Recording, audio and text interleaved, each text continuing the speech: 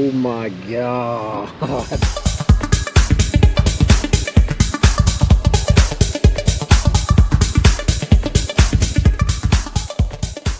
So just got a call from the body shop. My Mustang is ready. Got cash in hand to pay. And I can't wait. I can't wait. I'm so pumped. All right, here we go. Oh my God.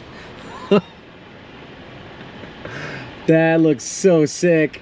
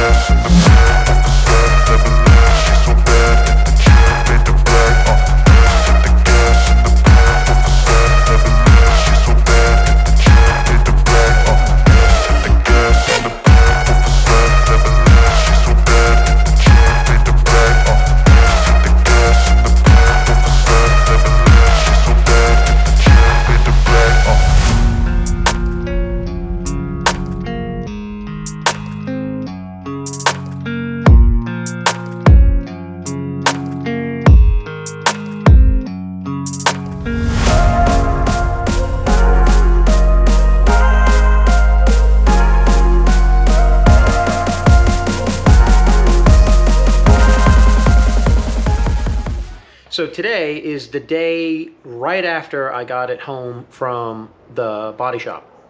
And there's quite a few things that I actually need to do before I can take it out on the road. So a couple things are my gas cap lid wasn't locking, and unfortunately I already fixed that off camera. It was a brand new gas cap that says GT on it, and I had to like file some of the teeth. There was some garbage leftover material, not from the paint shop, but actually from the manufacturing process of making the gas cap.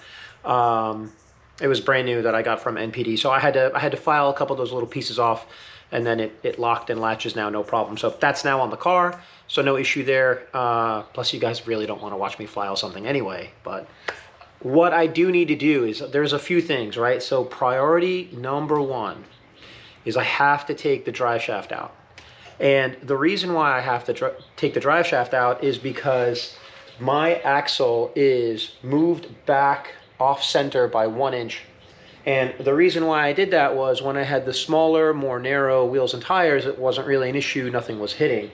So this car has a T5 out of a 92 Mustang, along with the rear end out of a 96 Ford Explorer. The drive shaft is an aluminum drive shaft out of a 96 Ford Explorer Sport.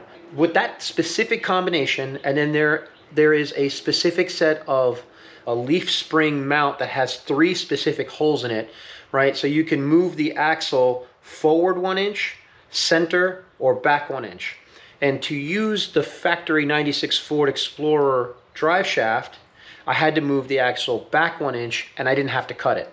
Well, now I have to take it out because now it has to be cut, and I'll show you. Here's what's going on. So, although the wheels look great in here, by the way, but the issue is that, as you can see that the center line there is way off. It's just too far back that way. Which is fine. It's not that serious, but the only thing that we need to do, obviously, again, is cut the drive shaft and then unbolt the axle from the leafs, and then just jump it over one hole and then rebolt it, and it should be fine. What's happening now is, because it's hitting part of the original quarter panel, kind of where the fender pinch weld is. It's hitting it right here, the tire is. And I only took it like from the paint shop home, and then I went to pull it out of my garage and turn it around so that I can like start working on a few things. And as I was pulling it out of the garage, that's when this thing hit. And I was like, okay, yep, nope, that needs to come out, and we need to do that right away. Another thing that we need to do is I don't have headlights at all. I mean, I just don't have any. The issue here for me was, you know, I had 7-inch headlights that came off my Mustang, which are these bad boys. You can see, right? And I was expecting that I would be able to use these, but in an Eleanor, they're not 7. They're 5 3/4. That doesn't even, I mean, it like, what? Like, it doesn't even go in. So, and obviously there's no buckets there either. So I ordered some buckets, which I will actually link down in the description for anybody that is doing a Eleanor kit. There's these universal buckets that I found on Amazon that are like 30 bucks or something a pair, each, sorry. And I'll link them down there. That should be helpful for you to be able to just screw into the flat spots, and then you have a way to mount your new 5 3/4 headlight. I had to also order some blinkers. These I'm using as blinkers, not as fog lights. Obviously, these are the original fog lights, and then these are another set of fog lights, and then those are fog lights. I don't know. I'm running, these have been obviously shaved off. These are going to be my blinker, and then I'm going to have a set of fog lights over there. Okay, a lot of talking. Got to get to work. So right now, I'm planning, or rather working on getting the car up in the air. You can see here it's already up a little bit, but I need to finish jacking it up, getting the axle on the jack stands, and then get that drive shaft out. Let me get to work.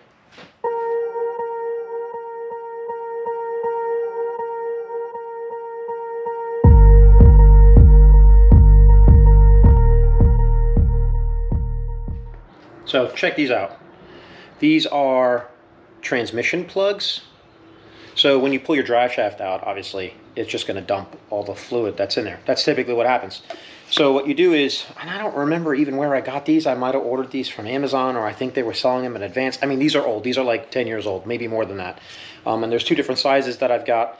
That's right, you better keep running. Joggers, God bless them.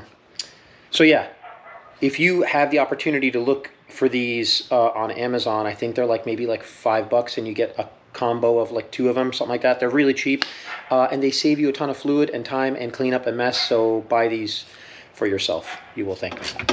So I put an e-brake, like a handbrake, on this thing, and I'm telling you, that was the best damn thing I ever did. It's out of a 93 Mazda MX-3. This little tiny hatchback thing, and I pulled the entire e-brake handle assembly out of a pull-apart and brought it home, and I bent some of the tabs, and I was able to retrofit it and make it fit in here, and I got rid of that ridiculous handbrake that never actually works, that's by your knee here in a 67 Mustang. I hate that thing. So I didn't trust it, and I knew when I was putting a stick in this thing that I wanted to adapt a newer type of e-brake handle, which I did, and that was amazing.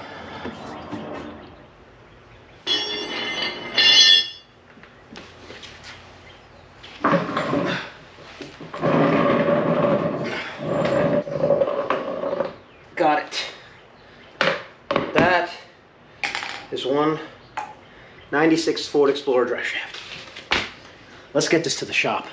Just got back from the drive shaft shop, and we've dropped that off. It's going to be a few days. I really don't know how long it's going to take. They said it was going to be 4 days before they actually called me back and told me how much it was going to cost. So you can only imagine how much longer it's going to take before they cut 1.5 inches out of this drive shaft. So what I've got going on now is I've got the car still up.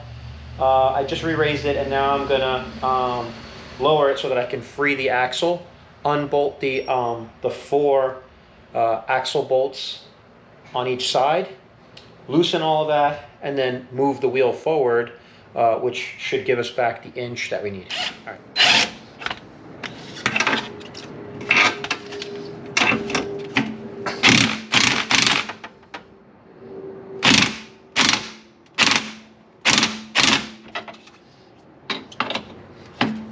Gosh, the wheels are so wide. That one I've got to do by hand. And yes, if you noticed, that is a different shock and a different mount. This is the actual mount from the Ford Explorer.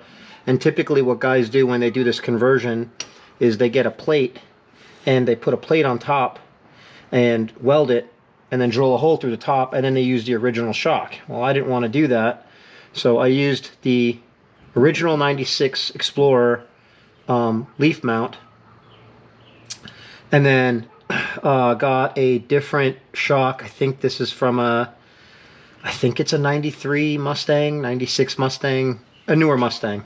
Anyway, and it had the eyelet down at the bottom and then the post at the top. And by bending these, I was able to make it fit and work. So that's how I got that going in.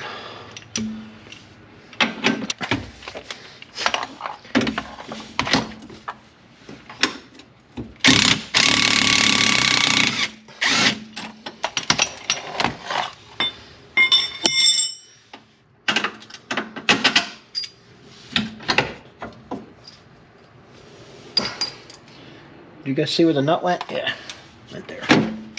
Okay, now we are loosey-goosey. I should be able to lift this now. I don't know if I have to actually loosen the other side yet or not, but I don't think so.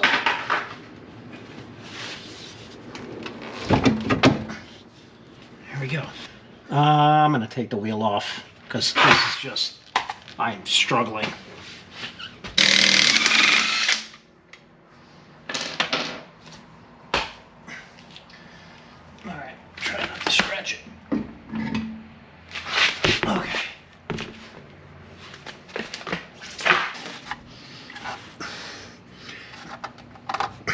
Oh, okay, so it was, I know what it is. And I do not want to do that. Oh my God. It's because the other one is tightened down. Okay. Let me go loosen the other one and take the other wheel off. Make my life easier. Okay, let me get you in here. So, maybe the other side you'll be able to see better. I had to loosen the other side. And there, now you can see right there, that hole, that second hole. I was able to get the locating pin in that second hole. And now my axle is completely centered. Sorry, I'm out of breath. That thing was very heavy. All right, now I gotta put all this crap back together. Great. Okay guys, well, I got everything tightened up and it's time for the wheel to go back on. Moment of truth. See if we're centered for real. For real. Okay, here we go. Super light. Got a little CrossFit. I don't even know what these are called. Squats. Oh God. Hernias? What do we call these? I don't even know. You can type it down in the comments. I'm so glad I went with piano black. Oh, by the way, I put my center caps on. I think in the intro for this video, I didn't have the center caps on because I didn't want to leave them at the shop. I was worried that they were going to get lost, but I finally put them on. And they are nice. These are American Racing. I forgot what they're called, which wheels they are, but they were chrome originally. Oh, I forgot to tell you guys. Oh God, this is heavy again. Okay. I forgot to tell you guys that my brake lights don't work. Yeah.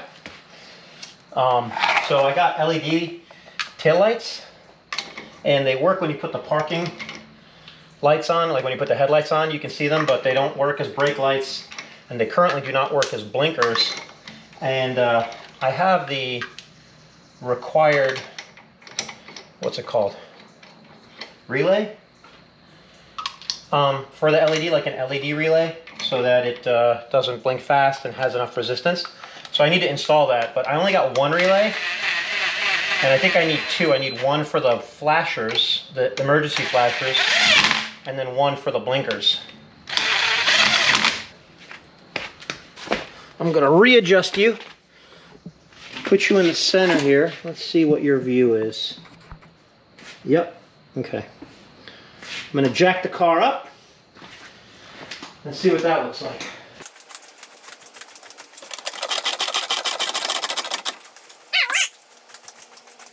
That's the ticket, boys. That is the ticket. So obviously it needs to settle and get on the ground and drive it, but you can tell, I mean, the gap here, look, here's a before and here's the after, and you can see the gap difference now is going to be great. And I think that wheel is going to have plenty of room now not to hit the tire anymore, thankfully. All right, that's job done. All we got to do now is just wait for the drive shaft, and then we can go for a ride. Well, I still need taillights and headlights and blinkers. And I need all of this stuff. Okay. Thanks for watching, guys. Well, she's finally home. Guys, this car was at the body shop from November of 2022 all the way until April of 2023. And I'm so glad that it's finally home. I love the color, the body kit, the wheels, the whole thing. It's just really coming together, and it's a dream come true for me. Hit the buttons, boys. Hit the thumbs up, hit the subscribe, hang out and watch how we continue to make this Mustang one of the best ones on all of YouTube. Thanks so much for watching.